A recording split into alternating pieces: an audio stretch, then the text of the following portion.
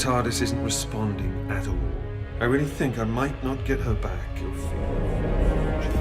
If we're going to be stuck here a while, we might as well give the walls a lick of paint. There could be someone or something else in the house. You feel trapped? Yes, exactly. You want to get out there, see the world. Many others. What? Look, what do we do?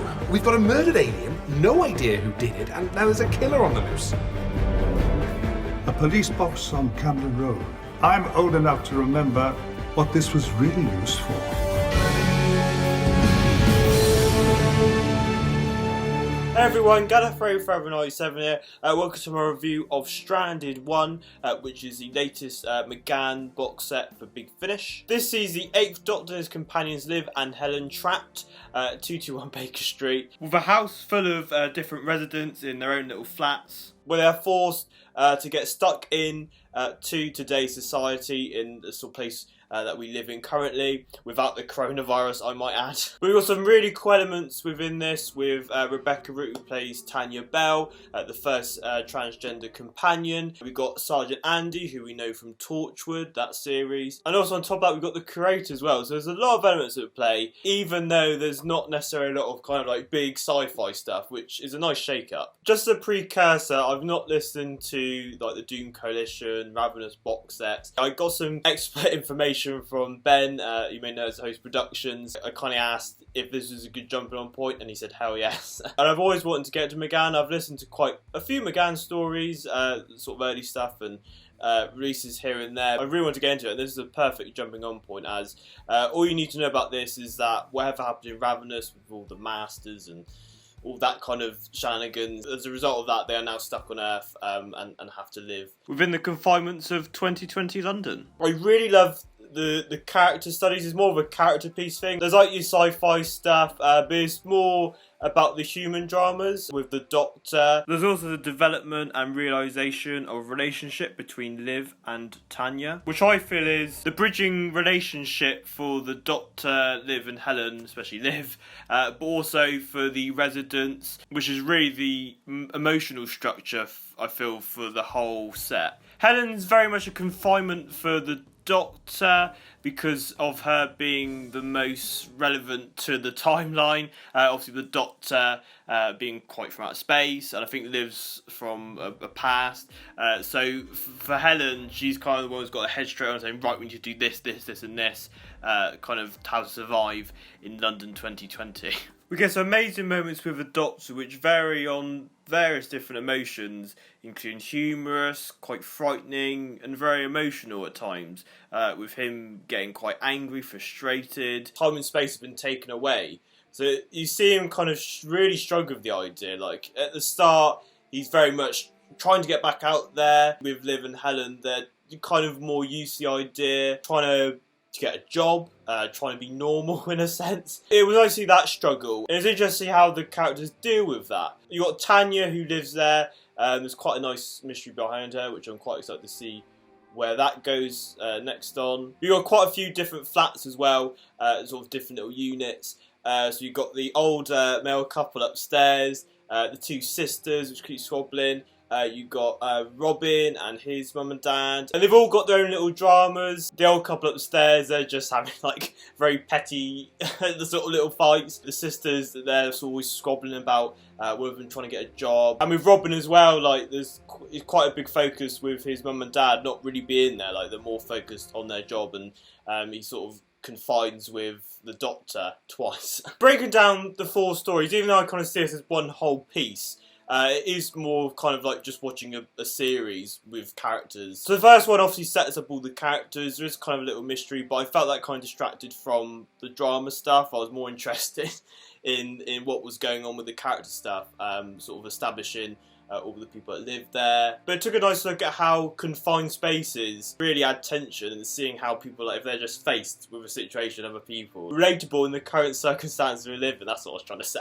In this story we see the Curator as well, which was very exciting. I was not cautious, but I was a bit speculating about how they do the Curator, because he's only been in one scene, that was obviously They're the Doctor, and there was a lot of mystery about it, but they successfully managed to explore more about him without giving nothing away, and there's more mystery. So everything he's saying, like, there's like references he does, oh, I remember this, and you're thinking, do you mean this or this? And this kind of little guessing game. I say he's only in episode 1. What they do with it, I was really, really happy with. Just hearing Tom Baker as well, you know, back as that character, not just the 4th Doctor. That was nice to see, and kind of setting up what is to come, which this box set is really how they all sort of come together as well in different ways. Sets up like a chess game what the next 3 are going to be, which I'm very excited to see with the ending and the more kind of sci-fi plot which was teased at the end. The second story sees Liv getting a job, and it's a story which is a bit like the classic series where there is no monster. This is just a pure what the Doctor have to do to be faced in a dangerous situation on Earth. It's one of my favourite pieces of set. There's some really nice dramatic moments. There's some real nice relationship love stuff with Tania and Liv as well. That was really nice to see how it developed. There's a really nice scene in the hospital, which I don't want to spoil, but it's such a nice thing for people who struggle with that. There's some really nice emotional moments with the Doctor as well, with him kind of realising like this is permanent for a while, like he has to face this, so you kind of see him get more involved from this one. The third one is kind of like a sci-fi mystery thing, like the TVs are going wrong, there's some really mysterious stuff. We introduced Mr. Bird very briefly, he's on the cover. The fourth one sees the Doctor on a game show, and how Liv and Rebecca's date is coming true by everybody that lives in the house, and it sees the Doctor's world that he's obviously been left out of, with alien invasions and sorting out mysteries and murders, come full face into not only the Doctor's life,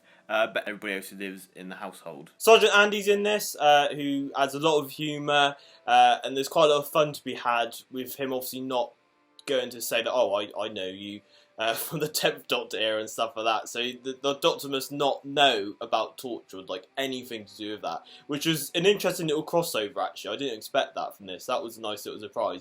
But again, there's that kind of fun of being like, the Doctor must not know. It's quite fun to have that element there, but obviously they can't address it for kind of future stakes. Yeah, I think Rebecca Root, who played Tania Bell, was like the stand-up for this. I feel like she will be a new companion. I feel that's the way they're going. It's going to be difficult seeing how it goes forward, because one's obviously going to get used to being on Earth, and then when the TARDIS is fixed, like what is the ultimatum? Does Tanya go with the Doctor and Liv and Helen on their journeys, or does Liv have to stay? Do you know what I mean? Will there be an ultimatum? That's going to be the fun thing to see. So here's one complete story. It's a lot of fun. There's probably like little details, like they probably go over my head because I've not listened to previous box sets. I understand the characters and all the companion stuff. There's some really amazing moments for the Doctor. I highly recommend it for someone who's not listened to much Big Finish. It feels like nice new ground for Doctor Who. We kind of know what the general kind of consensus is, like obviously time and space, mystery, science fiction. None of that. It's all been stripped away. There's some beautiful performances throughout with all the cast delivering on all the different emotions. There's some really nice challenging stories. There are some Doctor Who-y elements in there, but it's more left to the background, and the real focus this time is on the human raw emotions. It does leave it open-ended with where it could go. Is there going to be a new location? There are some dangling ends to see where they go with different character choices and elements to the TARDIS, which I'm very excited to see which direction it goes in going forward. So yeah, that's my review for Stranded. I really enjoyed it. I had a lot of fun. Have you listened to the story yet? Let me know what your thoughts are in the comment section below. Have you got any Big Finish recommendations for me? I'll probably go trying this to Doom Coalition and all those box sets before Stranded 2, which I think is in March 2021. I picked up a load of stuff recently. The Daughter of the Gods, which is like a second Doctor, first Doctor, multi-Doctor thing. Dark Universe with the 7th Doctor and Ace, who's older. Any of your Big Finish recommendations, let me know in the comment section below. So enjoy this review. Thank you very much for watching, and I'll see you next time. Bye bye.